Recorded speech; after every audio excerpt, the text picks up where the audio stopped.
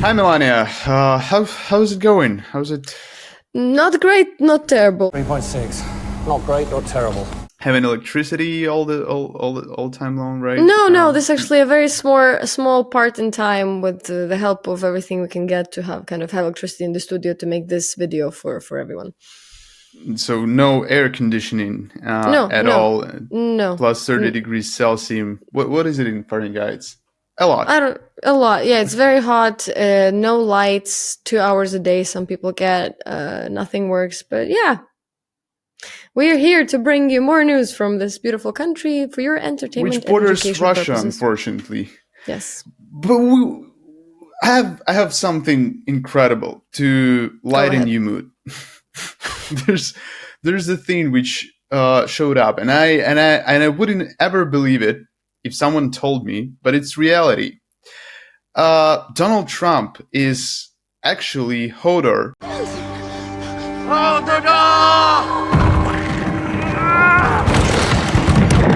Anyway,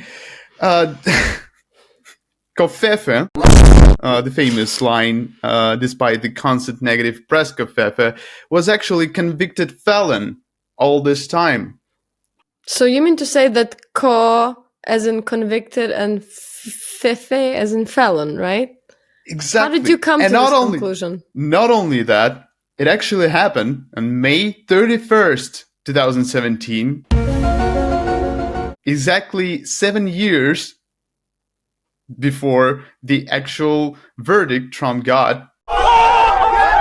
So you mean to say that in 2017, on this same very day, when Trump was convicted in 2023, in 2017, he actually predicted his own conviction by saying, despite the negative press, COVFEFE? Exactly. I'm blown out. I mean, we could do the whole show based on this stuff, but we have. Where did I put my tinfoil hat? Where is it? Unfortunately, we're Ukrainians and we have other things to talk about, which are not as fun. Probably. Yeah. So yeah, in today's show we will talk about Ukraine bombing Serbia. Apparently, according to Kennedy, one of the Kennedys.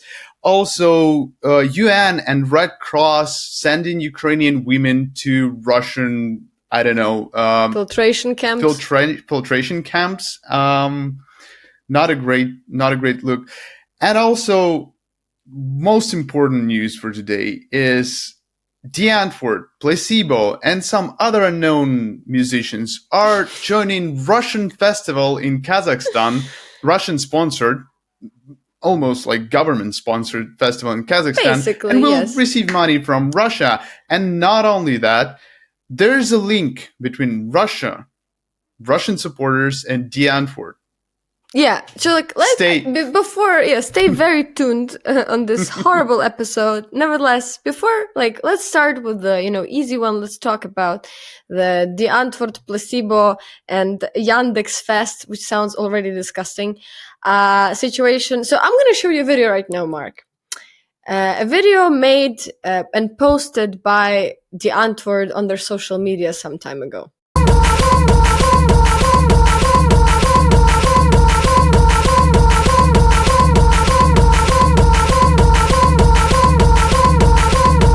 So my biggest concern with this video is not even about the fact that it's Ukraine. I'm just worried, what the hell were these guys doing in a bookstore? Like, they can't read.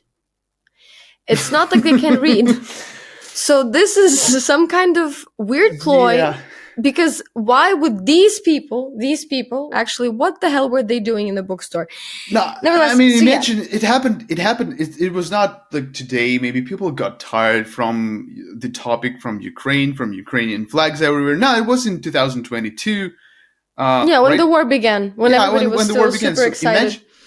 Imagine country being invaded by another country for no reason whatsoever, and all the world saw this, but two very weird personalities who I loved as musicians. Yeah, same. When I was a huge 18 fan. years old.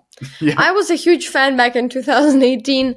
So a South African duo from Cape Town called Die Antwoord have been, somewhat talented, you would say. They actually even came to Ukraine and had a show here, which was widely successful, I guess. But they decided that, we cared about their opinion about politics. So they posted that video a time ago. And, everybody kind of forgot about all of that. But there was a recent announcement that a festival was to be held in Kazakhstan, Almaty, it's called Park Live, but it's called Yandex Park Live. And FYI, so we all know, Yandex is a Russian version of Google. So they have a search engine where, you type in information and then whatever you type in is being sent directly to the FSB. So, cool stuff. Yeah, the whole shebang started in 2019 when Yandex and FSB has reached a public agreement on encryption keys.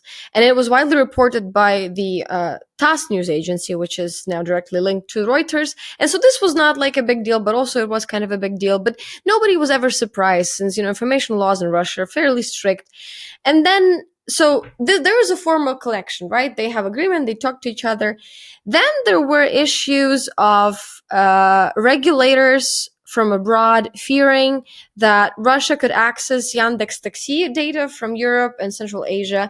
The thing is that Yandex, as Google, as any other big media digital companies, they are expanding into other ventures, and one of them was big like technological Uber. Corporation. Yeah. Yes. So they had like a version of Uber, which was actually available in other countries than Russia. So there was Israel, Norway, Finland, Belarus, Kazakhstan, Georgia, and Armenia. But then after that has been launched, there were serious concerns. There were various investigations made by, for instance, Russian opposition media Medusa, we've talked about before. But so basically, FSB did have access to the geolocation and whatnot, and everybody was super concerned. And some countries seized operation of Yandex Taxi in their countries. So, and then we have this thing called Yandex Fest right now, which is, knowing all that. And we're gonna show you a link about a very big investigation, very technological, if you're interested, about how Yandex is linked to FSB. But the point is, this is how, and we've talked about this times and times before, this is how FSB and Russian intelligence and Russian pseudo paramilitary services embed themselves into popular culture, how they gain access and how they gain, credibility. Yeah. So they are doing this festival in Almaty, not in Russia, obviously, because nobody's going to come to Russia. But it's sponsored by Yandex, therefore controlled by FSB. And the headliners there, I mean, again, there's certainly a reason we named Die Antwoord. They are the headliner. They're also a person or a band called Tyga. We're not going to get into that because the stuff that got most notoriety was actually Placebo, who are also headlining in that festival. And I've seen whining and crying from fans of Placebo all over the internet. How could they? How could they? It's Placebo. Well, first of all, fans of Placebo should have been disappointed a couple of decades ago after Placebo stopped publishing good music. But yeah, but that's not the point, because Placebo was never actually silent about their political opinions. And so it was, again, they gained notoriety in Ukraine, especially back in the day when they posted a picture when the war began of, in the first months of the invasion, it's going on, the genocide is unraveling, and these motherfuckers post a picture of a couple. One of them is wearing a Ukrainian flag, one of them is wearing Russian flag, and they're hugging at their concert. Obviously got a lot of shit from everyone online, for obvious reason we're not going to even dwell into. Soon removed that post, and they have been fairly silent. I mean, they have actually been invited to the same festival in Russia back in 2022, and they publicly decided not to attend. But their motivation was not anything like, ooh, there's a genocide going on, blah, blah, blah. They actually even said, and they never removed this post, they said, it's with great sadness that Placebo announced their withdrawal from Park Live Festival in Moscow in July. We stand firmly against the atrocious war currently waged against Ukraine. By whom? By whom? I don't know. Placebo have been touring in Russia for over 20 years, and again, never with good music. And it is heartbreaking to see a country we love they don't love Ukraine. No, they love Russia. And in which we have many dear friends dragged into the nightmare. So Russia, according to Placebo, has been dragged into a war with Ukraine. We know that the vast majority... Yeah. Nobody...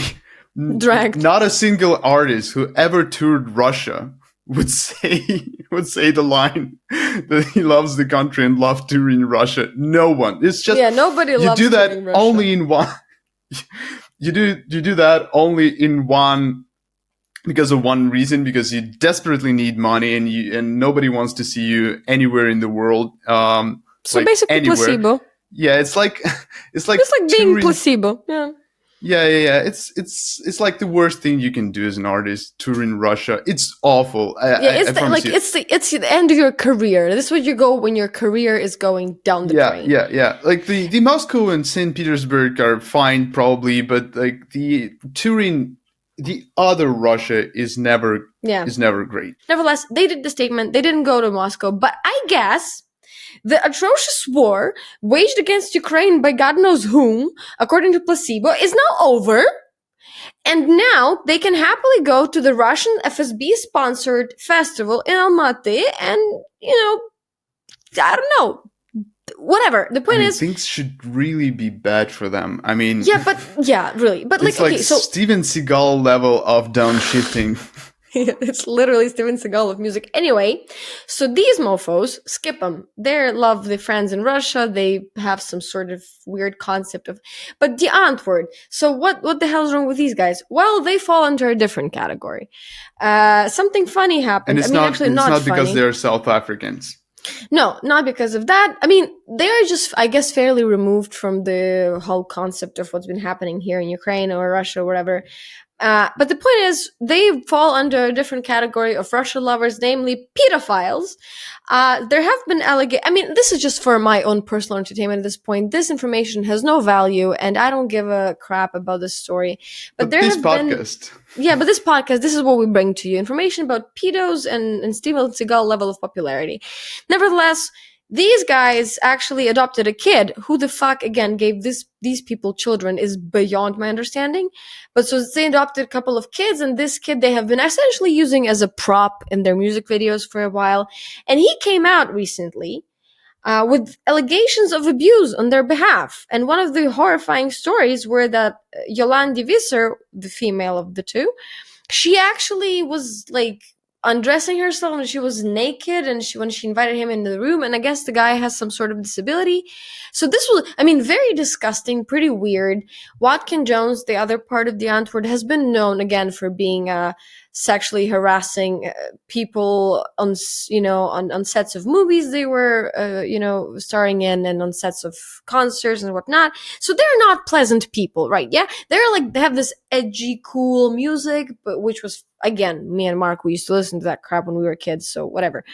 The point is, these are not good people, so I guess it's fairly understandable why they would go to a concert like that. Yeah. But also, what's this? We on this podcast, and if you watch us, I hope you watch us. I hope you watch every single video we made before that, but especially the video about Scott Reeder.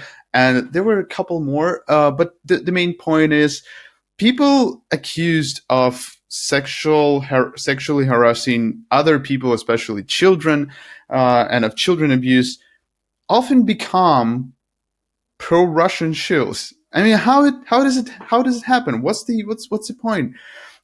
We've been talking a lot about how a lot of Russian officials were accused of such things, people with pro-Russian stances in the West, and suddenly another child sex offenders accused, allegedly. We are not going to have any liabilities on we this don't care. But the point is, it's fairly believable. I don't care. And then the funny thing I just thought about is, actually, I don't know about any scandals on his behalf, but Tyga, who's the headliner also, does he even know where the hell he's going? He's an American rapper, Jamaican, Vietnamese guy. Yeah, I think some fairly, fairly important. He could be anywhere. Date Yeah, people. he Yeah, could but be. like I don't even think he knows where he's going. He did have some fair share of legal issues in his life. He guess didn't pay some taxes and didn't pay his rent, and But it's not the reason, man. Stop. And he actually got arrested for domestic abuse charges. So okay, domestic abuse. And he's about to enter the most and it's in line with the policy. And he's about to enter the most racist, the most obviously racist environment.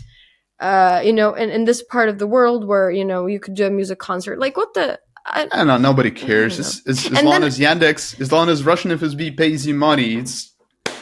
Yeah, and then also, by the way, Die Antwoord are known for yelling out racial slurs against black people, so I guess Tyga which is not good if you're South African. Yeah, but, like, I guess, I mean... There you go. It's a shitty festival for shitty losers, and I hope they stay there and live there happily ever after. And I hope.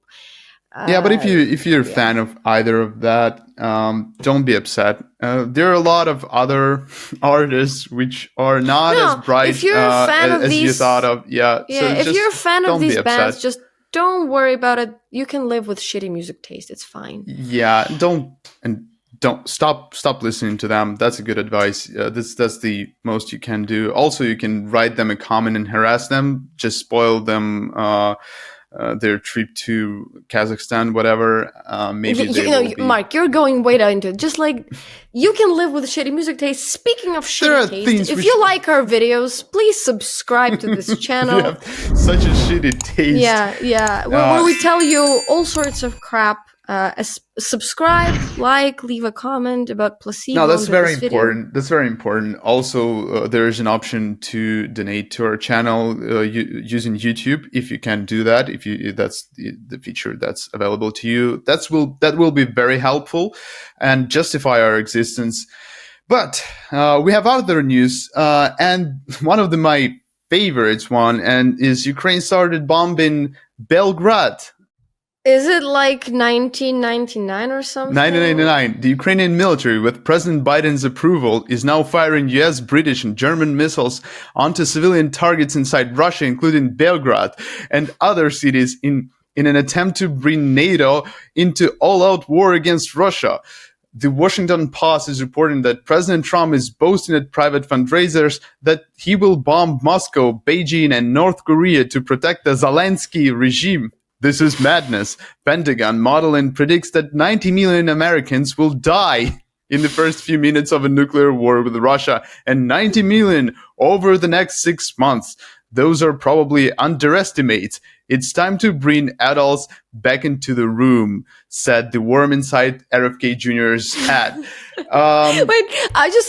RFK Jr. does not believe in American air defense so much. He does not believe in the Patriot system at all. He's like, the moment Russians launch these nukes, 90 million Americans die instantly. Not even the slightest chance of no chance. No chance. Just nukes and Americans die. Oh yeah. Apparently we're all living in post-apocalyptic nuclear fever dream after being bombed by Russia and America and whatever. All the nuclear countries already started their nuclear bombs and rockets. And I guess we're bombing Serbia now. Yeah, and we're all bombing because we have bombed Serbia. But to the point, Ukraine has received approval of most of the countries, including the United States, most of European countries, apart from Belgium for some reason, to strike Russian territory with Western ammunition and Western weapons. And I congratulate all of us, and Melania especially, on that occasion. Yeah, thank you. It's been only 2 years of Russia using its territory to kill Ukrainians without any reason whatsoever. Russia sending ballistic missiles into Ukrainian shopping malls and apartment buildings before we got the approval to use weapons against them. Because before that, just to recap, the the chronology. Before that, for 2 years, we've been told by American officials, by European officials, by Chancellor Scholz just a week ago, or something about a week ago, that striking Russia with Western weapons will, first of all, bring Western countries into the war with Russia, into direct confrontation somehow, and second of all, will provoke escalation. And that it is just not possible. We cannot do that. That's forbidden, etc., etc. Before it was not, and now Ukraine has hit numerous sites with Russian air defense, and also Russian air defense, which were used as ballistic missiles to bomb Ukrainian territory. And Ukraine is pounding with American-made HIMARS Russian territory for over a week now. It started just like hours after it got approval from President Biden. And yeah, nothing happened. Even Russians are silent about it. They don't even talk about anything. They don't even they're not even angry. They're like, okay, that's the reality now. Well, I mean, they cannot admit that anything happened. I mean, again, listen to me. Let's go further into this feverish dream. You see, I don't believe President Putin has any access to social media or internet or anything. Like, I don't believe he actually has that. What I believe is that he knows whatever they tell him. And I don't think they told him. Yes. This is my theory. Like, they're like, should we tell him? Tell him. And they go like, I don't know, like, if we tell him, he's gonna get cranky again, and he's gonna say, let's nuke Washington. I'm gonna have to explain to him all over again why that's not a good idea. Yada yada yada. What I think is they just let's just not tell him. And just I think he sits there and he doesn't know. Or that's it. Or no, it's impossible because they probably called him before that.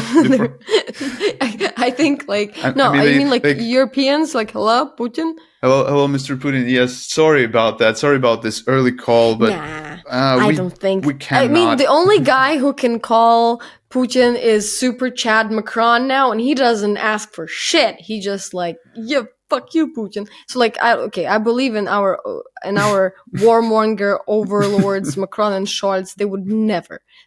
I think it's just I think he doesn't know, and I think they don't tell him. But and even once if somebody he finds out, he will start the real war. That's gonna be that's gonna be the start of something really big. The big war. He will put all his tanks and all his airplanes into the air and start. What's that thing called? Whatever. Nuclear war, and then the nuclear fallout will fall on America and fall on Kennedy's head. Any minute now. And the worm who lives there will become this caterpillar from Alice in Wonderland with smoking pipe and saying these thoughts. And we're all gonna lose our heads.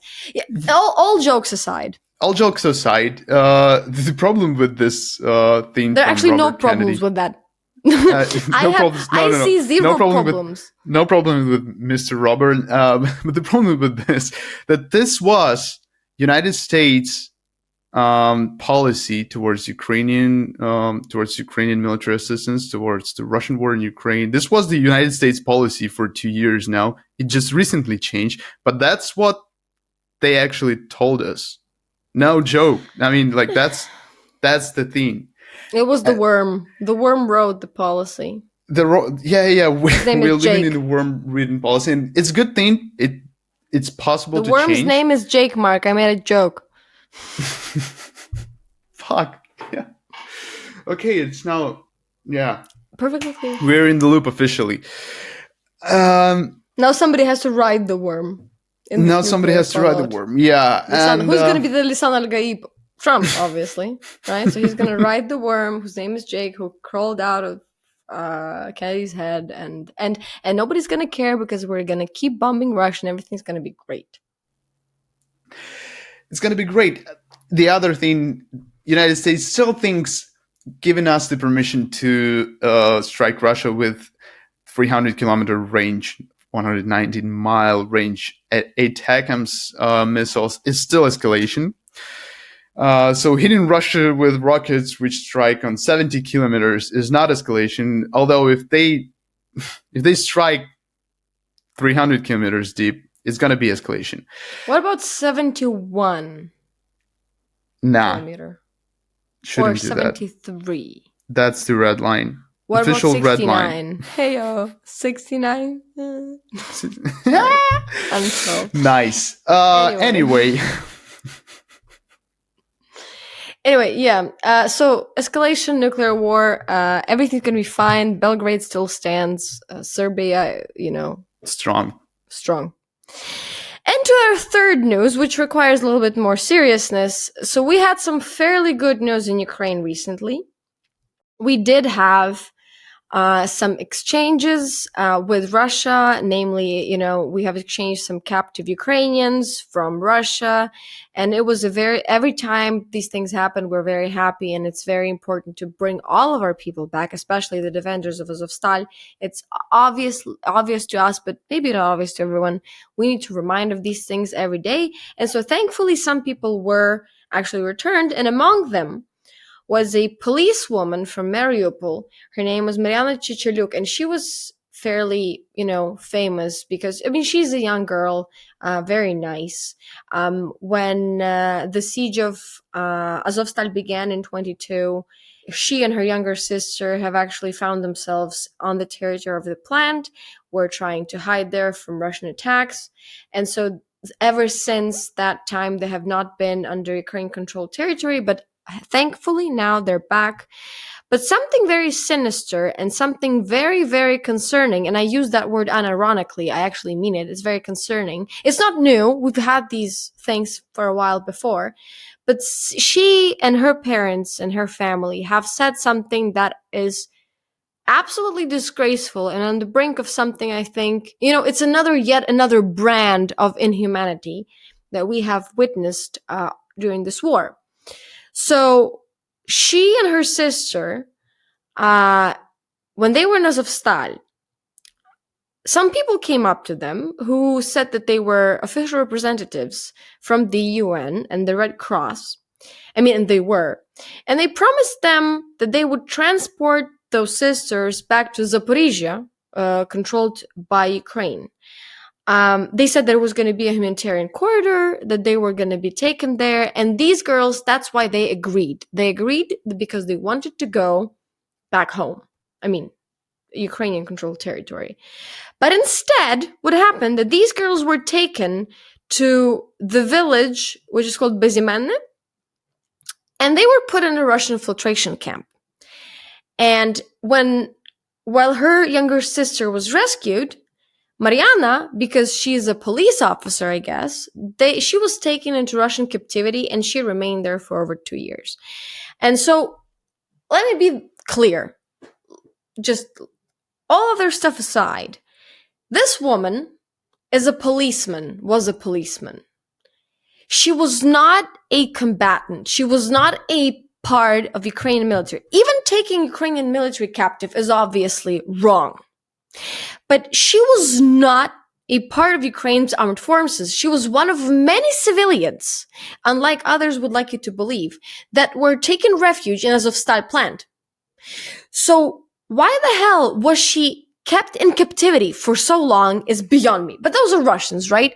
We don't have any expectations towards Russians, right? That's what they do. They kill civilians, period. And everybody who wants to say otherwise is just kidding themselves or works for Russian authorities. And I have no doubt in that. But why were these people led into a filtration camp by the representatives of the UN and Red Cross is beyond me. We having this discussion, not for the first time, but that's something which we believed before, that there's this liberal world order where there are international organizations such as UN, Red Cross, several others, which aim to help people solve conflicts, provide humanitarian aid, etc., etc. And during this war, we found out that all this thing is some kind of a, corrupt environment, which actually enables Russian war crimes. There are numerous evidences that Red Cross representatives were present while Russians were committing torture towards Ukrainian prisoners of war. there are lots of things. There are things like Red Cross inspections in Russian prisons and stuff, which is beyond me, and where Ukrainians are kept in the horrible conditions.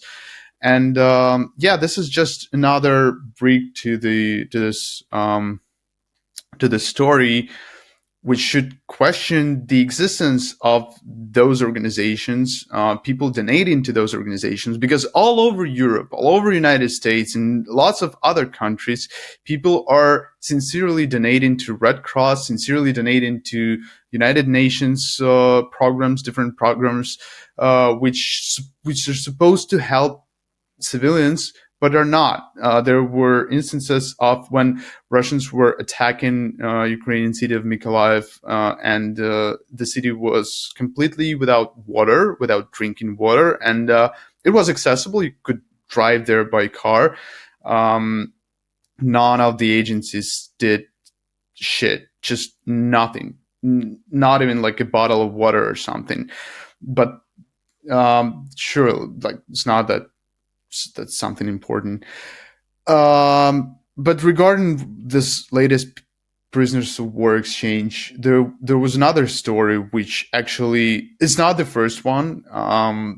These stories are happening every time we get a prisoners exchange. We get to see what Russians actually do to Ukrainian prisoners. And one of the story is the National Guardsman Roman Hrulik, who was standing at the Chernobyl station when Russians entered it. And this is how he looks now. This is what Russians did to this man. And this is the photo comparable to the photos from the German Nazi concentration camp survivors. This is the level of, it's not like Russians don't have food or something, right? This is the level of torture that world haven't seen, at least in Europe. I don't know, at least in Europe for 79 years. And what about this never again? Russia is doing this again, and we're all looking at this. This is just, I mean, it's sickening, and it's something that would make you not go to the festival sponsored by Russia, at the very least, or I don't know, not sell chocolates if you're a Ritter Sport German company in Russia and earning money there. Something I forgot to mention, by the way, is about that. So Placebo has issued their statement that I've talked about already, that, they're anti-war, not going to go to Russia in 2022, then go to Russian state-sponsored concert in 2024.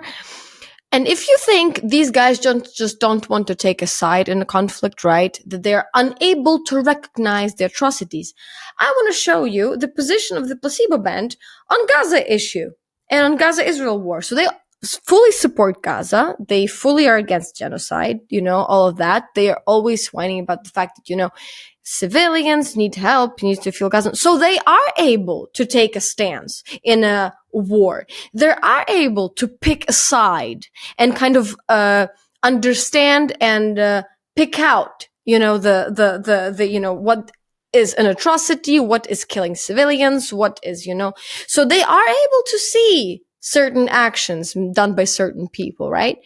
So they are therefore, I would assume that them, going to this festival is essentially picking a side, which is counterintuitive to their claims, but nevertheless, I guess a pick. So because there are like, I don't know, 15, 20, 25 cities in Russia where you could make a concert. There's only one, probably Tel Aviv in Israel, where you can make a concert and you can live without it. So I guess it's just purely ideological and commercial thinking on the side of these guys. Great job. And just let's come back to this again. Supporting Russia is like supporting Nazi Germany without any fucking exaggeration. Those guys are pure evil, and they're committing evil things in Europe 80 years after World War II. And we are not hysterical, because because that's the reality. If you look at this it just doesn't look good. And if you think that, oh, we can draw the line for Ukraine, we can divide Ukraine, we can make the Korea option of dividing Ukraine, that's how everything's going to be. No, those guys are evil. They are not going to stop. They're going to push, if not today, then tomorrow, to more wars. And they are going to commit genocides. And perhaps not only Ukrainian, but more in the future. And this is something which should be stopped. And drawing red lines for Ukraine, it's just if you support evil, you are evil. That's as easy as it gets. Don't be evil. Be nice, guys. Subscribe to this channel. Makes you a nicer person. Leave a comment. Share this to your friends from abroad. We really need you to share this among our guys abroad, so the algorithms bring this video, not to Ukrainians, but to, you and our friends in the countries abroad. And we will see you next week. Tell us how do you like our new format? We're experimenting. New old format. Did we do that? Yeah, we already did. Yeah, we did? Okay. Yes, it was a long time ago. It's been a long time. Thank you very much. See you next week, guys. Bye.